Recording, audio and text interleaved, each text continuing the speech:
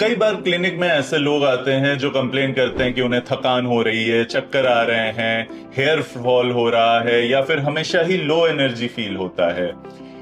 ये काफी सारे कारणों से हो सकता है, बट एक बहुत ही कॉमन कारण है जिसे आमतौर पे बिजी लाइफस्टाइल समझ के लोग इग्नोर कर देते हैं, और वो रीजन है आयरन डेफिशिएंसी एनीमिया। और सबसे इंटरेस्टिंग बात यह है कि सिर्फ आयरन रिच फूड खाना ही काफी नहीं होता। ये भी समझना जरूरी है कि कौन सा आयरन हमारे बॉडी में एब्जॉर्ब हो सकता है और कौन सा नहीं। तो चलिए इसे डिटेल में समझते हैं। नमस्कार, मेरा नाम है डॉक्टर सार्थक और आज हम बात करेंगे कि आयरन डेफिशिएंसी एनीमिया के लिए सबसे अच्छे आयरन रिच फूड्स कौन से हैं, उन्हें लेने का सही तरीका क्या है और कौन से वो कॉमन मिस्टेक्स हैं जो आपके आयरन लेवल को इंप्रूव होने से रोक रहे हैं। आयरन एक एसेंशियल मिनरल है जो हीमोग्लोबिन बनाने के लिए जरूरी होता है। हीमोग्लोबिन रेड ब्लड सेल्स के अंदर मौजूद प्रोटीन है जो लंग्स से ऑक्सीजन को लेकर बॉडी के हर टिश्यू तक पहुंचाता है।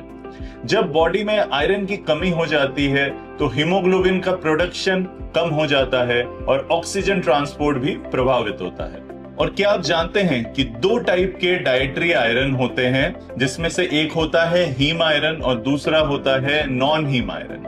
Haem iron animal based foods में पाया जाता है और इसका एब्जॉर्प्शन बॉडी में काफी इजीली और मोस्ट एफिशिएंट वे में होता है। और जो दूसरा होता है नॉन हीम आयरन, ये आयरन प्लांट बेस्ड फूड्स में पाया जाता है और इसका एब्जॉर्प्शन हीम आयरन के कंपैरिजन में कुछ कम होता है।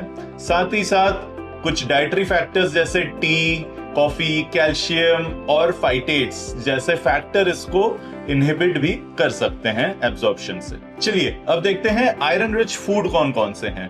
तो सबसे पहले हम बात करते हैं वेज फूड्स की, जिसमें कि सबसे टॉप पे आता है स्पिनच यानी कि पालक। पालक में आयरन होता है, लेकिन इसमें ऑक्सलेट्स भी होते हैं जो एब्जॉर्प्शन को रिड्यूस कर सकते हैं। इसलिए पालक को विटामिन सी रिच फूड के साथ लेना ज्यादा बेनिफिशियल हो सकता है। दूसरा है बीट रूट यानी कि चुकंदर।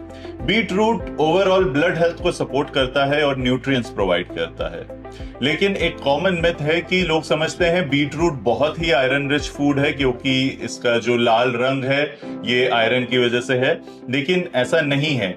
ये आपकी मदद जरूर करेगा, लेकिन इसमें आयरन की मात्रा इतनी भी नहीं होती कि ये एनीमिया को अकेले से ही कर सके। तो इसके साथ आप दूसरी चीजें भी ले सकते हैं, जैसे कि दाल, मसूर दाल, मूंग दाल, चना दाल। वीगन्स और वेजिटेरियन लोग जो होते हैं उनके लिए ज्यादा अच्छा ऑप्शन है टोफू। टोफू अपने आप में एक काफी आयरन रिच फूड है। प्लस गुड़, जैगरी भी लिया जा सकता है। गुड़ में भी कुछ अमाउंट ऑफ आयरन होता है और ये रिफाइंड शुगर से तो डेफिनेटली बेटर है। ध्यान रखिए, डायबिटीज पेशेंट्स को गुड़ का सेवन सीमित मात्रा में करना चाहिए क्योंकि ये ब्लड शुगर बढ़ा सकता है। इसके अलावा आप चिकपीस, ब्लैक चना, राजमा, सोयाबीन, ये सब iron rich plant based food है जो आयरन के साथ साथ प्रोटीन और फाइबर भी प्रोवाइड करते हैं, इसलिए वेजिटेरियन डाइट में इनका खास महत्व है। इसके अलावा आप सीड्स भी ले सकते हैं, सीड्स जैसे pumpkin seeds, sesame seeds, garden crest seeds. ये कम क्वांटिटी में भी आयरन को बढ़ाने में मदद करते हैं और खासकर हेलेम सीड्स आयरन रिच फूड की लिस्ट में काफी ऊपर आता है। ड्राई फ्रूट्स भी लिए जा सकते हैं जैसे कि किशमिश, खजूर, एप्रिकॉट्स। ये सब हेल्दी स्नैक्स है जो ओवरऑल आयरन इनटेक में कंट्रीब्यूट कर सकते हैं। अब बात करते हैं एनिमल बेस्ड आयरन सोर्सेस की। जैसा कि हमने अभी बात किया था, इसमें हीम आयरन होता है जिसका absorption compared to vegetarian products ज्यादा होता है। इसमें सबसे जो रिच सोर्स होता है वो होता है लिवर यानी कि कलेजी। स्मॉल क्वांटिटी में भी कलेजी काफी ज्यादा आयरन बढ़ाने में मदद कर सकता है। साथ ही साथ आप रेड मीट ले सकते हैं या फिर चिकन और फिश में भी कुछ मात्रा में आयरन पाई जाती है। और लास्टली एग योक, इससे भी आपके बॉडी में आयरन की क्वांटिटी कुछ लेवल तक बढ़ सकती है। चलिए अब समझते हैं आयरन एब्जॉर्प्शन को कौन से फैक्टर अफेक्ट करते हैं। कई लोग कहते हैं कि हम आयरन रिच फूड तो ले रहे हैं, लेकिन फिर भी उनका आयरन लेवल नहीं बढ़ रहा। इसका एक रीजन हो सकता है एब्जॉर्प्शन। जैसा कि हमने अभी देखा, अगर आप plant based iron rich food ले रहे हैं तो उसमें नॉन हीम आयरन होता है और उसके एब्जॉर्प्शन को इंप्रूव करने के लिए जरूरत होती है विटामिन सी की।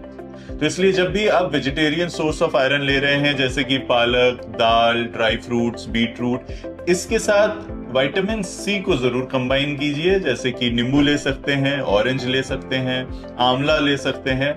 इससे आयरन का एब्जॉर्प्शन आपके इंटेस्टाइन में और इंप्रूव हो जाता है और मदद करता है आपके हीमोग्लोबिन या आयरन लेवल्स को बढ़ाने में। और वहीं अगर बात करें कि कौन सी ऐसी चीजें हैं जो आपके आयरन के एब्जॉर्प्शन को घटा सकती है, तो सबसे पहले नाम आता है टी एंड कॉफी का।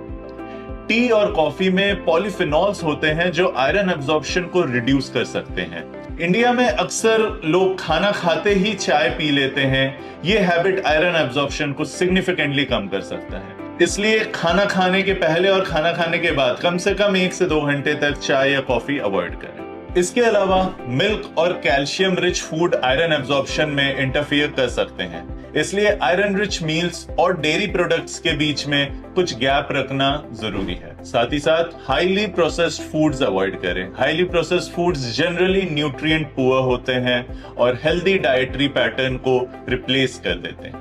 कुछ ग्रुप्स ऐसे होते हैं जिनमें आयरन डेफिशिएंसी का रिस्क अधिक होता है, जैसे कि pregnant women, growing children, elderly individuals या फिर मोस्टली जो वेजिटेरियन या वीगन होते हैं।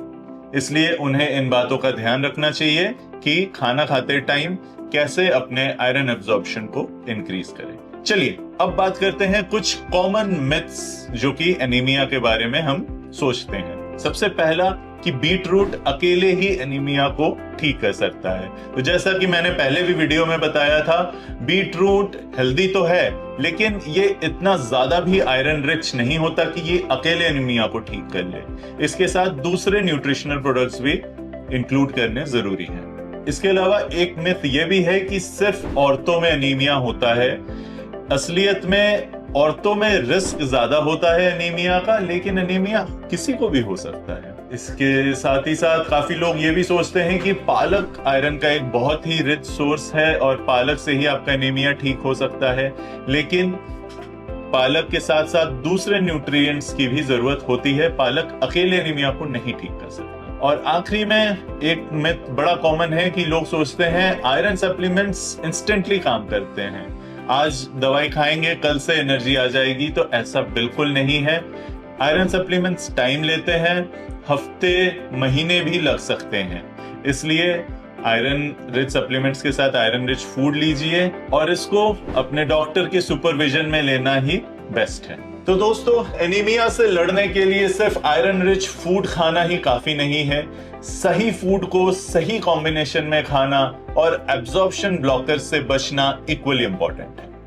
अगर सिम्टम्स परसिस्ट करते हैं तो ब्लड टेस्ट करवाना और डॉक्टर से कंसल्ट करना भी बहुत जरूरी है। कई केसेस में डाइटरी चेंजेस के साथ आयरन सप्लीमेंट्स या अंडरलाइंग कॉज की इन्वेस्टिगेशन भी जरूरी होती है।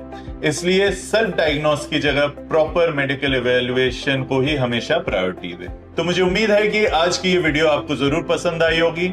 ऐसे ही हेल्थ रिलेटेड वीडियोस के लिए देखते रहिए हमारे YouTube चैनल को। धन्यवाद।